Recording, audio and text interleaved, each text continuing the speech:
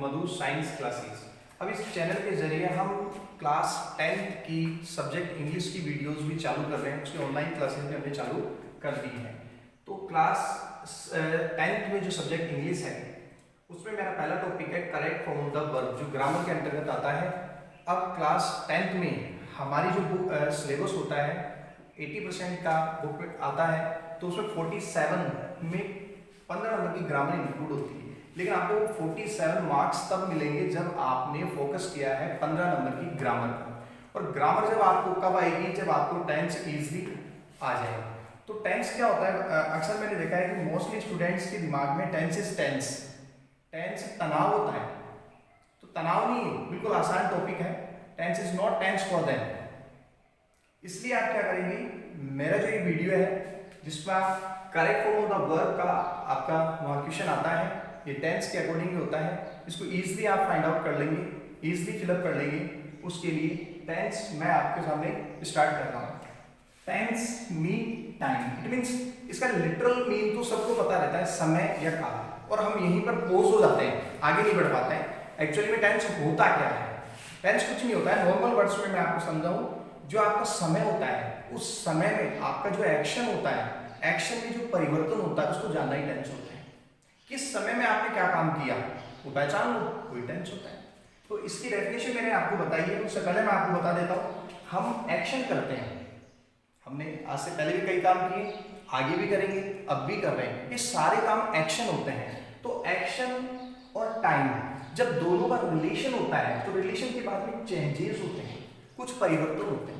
जैसे मान लो आप पिछले साल आपने कुछ काम किया, उस बात को आज बता रहे हो, तो आपके एक्शन में चेंज होगा। इस साल कर रहे हो तो एक्शन में चेंज होगा, अगले साल करोगे तो एक्शन में चेंज होगा। तो डेफिनेशन मैंने इसकी ये बनाई है, to find the changes of action according to time, present past future. हमारा टाइम वर्तमान काल होता है, भूतकाल होता है, भविष्य काल होता है, और इसके अनुसार हमारे द्वारा किए गए काम में परिवर्तन जो होते हैं उसको जानना, उसको फाइंड करना ही टेंस होता है। इट मींस इस बात का मतलब यह है, द फॉर्म ऑफ वर्ब, क्रिया का वह रूप, दैट टेल्स अस, जो हमें बता देता है समथिंग हैपनिंग, किसी चीज के घटित होने का। किसमें? प्रेजेंट में, पास्ट में और फ्यूचर में। फ्यूचर में किसी चीज के घटित होने के बारे में हमें पता लग जाए, प्रेजेंट में किसी चीज के घटित होने के बारे में पता लग जाए, या पास्ट में किसी चीज के घटित होने के बारे में हमें पता लग जाए, यही टेंस होता है। तो टेंस का मतलब केवल टाइम ही नहीं होता है, इसको आपको पहचानना है। टाइम और आपका एक्शन दोनों के मिलने से जो परिवर्तन हुआ उसको आप फाइंड आउट कर लेते हैं, जान लेते हैं, वही टेंस होता है। अब इसको मैं आपको 3 एग्जाम्पल देकर आपको समझा रहा हूं, जिसमें मैंने सब्जेक्ट सेम रखा है, मेरी वर्ब सेम रखी है, केवल जो टाइम चेंज किया है, और टाइम चेंज करने के बाद मेरी वर्ब में क्या परिवर्तन आता है, इसको अगर मैं फाइंड आउट कर लेता हूं, बस यही है टेंस। तो मेरी जो वर्ब में क्या क्या चेंजेस आ रहा है वो मैं आपको बता देता हूं। तो पहला सेंटेंस है, मनीषा इस वर्ष, हमारा टाइम क्या है? इस वर्ष, इट मींस प्रेजेंट, कक्षा 10 में अध्ययन कर रही है। कक्षा 10 में अध्ययन कर रही है, तो हमारा एक्शन क्या हो रहा है? अध्ययन कर रही है। यहां देखें, अध्ययन कर रही है, ये लिखा हुआ है, टाइम प्रेजेंट आ रहा है, और सब्जेक्ट सेम है। अगले सेंटेंस में इसको हमने बनाया, Manisha is studying in class 10 this year. Manisha इस वर्ष कक्षा 10 में अध्ययन कर रही है। नेक्स्ट सेंटेंस, मनीषा ने पिछले वर्ष कक्षा 9th में अध्ययन किया। पिछले वर्ष, अगर वो आज अपने पहले की बात करती है तो क्या कहेगी? मनीषा ने पिछले वर्ष कक्षा 9th में अध्ययन किया। यहां देखें, हमारा टाइम क्या है? पास्ट, और हमारा एक्शन चेंज हो गया। देखो ऊपर लिखा हुआ आ रहा था अध्ययन कर रही है, यहां लिखा हुआ है अध्ययन किया।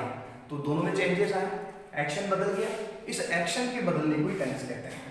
मनीषा स्टडी, देखो हमारी इंग्लिश में भी वर्ब बदल गई है, या स्टडी लिखा हुआ है और यहां लिखा हुआ आ रहा है हमारे is study. Manisha study in class 9th last year. Time बदलते ही क्या फोकस हो रहा है?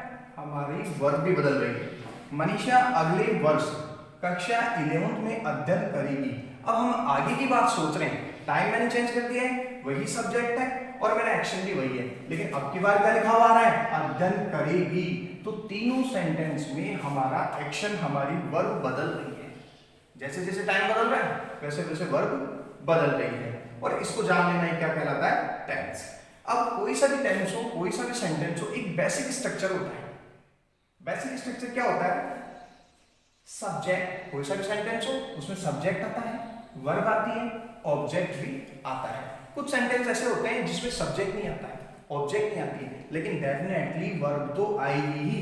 बिना वर्ब के तो कोई भी सेंटेंस नहीं बनता है। कुछ सेंटेंस ऐसे होते हैं, इंपेरेटिव सेंटेंस, उसमें क्या होता है, आपके सामने कोई व्यक्ति होता है, आप उसको डायरेक्ट कह देते हैं, गेट आउट, गेट से स्टार्ट कर दिया आपने, सब्जेक्ट नहीं लिया है, इट मींस उसमें वर्ब है, तो बिना वर्ब के कोई सेंटेंस नहीं बनता है। तो बेसिक ये चीजें तो आपको मिलेगी सेंटेंस में, सब्जेक्ट, वर्ब और ऑब्जेक्ट। अब सब्जेक्ट क्या होता है, द पर्सन, वो व्यक्ति, और थिंग या फिर वो वस्तु, और एनिमल या फिर वो जानवर, दैट वी आर टॉकिंग, जिसके बारे में हम बात कर रहे हैं। मान लो आप गाय के बारे में बात कर रहे हैं, आप मनोज के बारे में बात कर रहे हैं, या आप किसी पुस्तक के बारे में बात कर रहे हैं, कंसीडरिंग, विचार कर रहे हैं, या तो हम उसके बारे में बात कर रहे हैं या फिर विचार कर रहे हैं, एंड शोइंग, या फिर हम उसको दिखा रहे हैं, उसके बारे में बता रहे हैं, अबाउट, जिसके बारे में हम बता रहे हैं, इस कोल्ड सब्जेक्ट, वही हमारा सेंटेंस है। मनोज घर जा रहा है, मनोज घर जा रहा है, किसकी बात कर रहे हैं, मनोज की, तो पर्सन की बात की, तो ये क्या है हमारा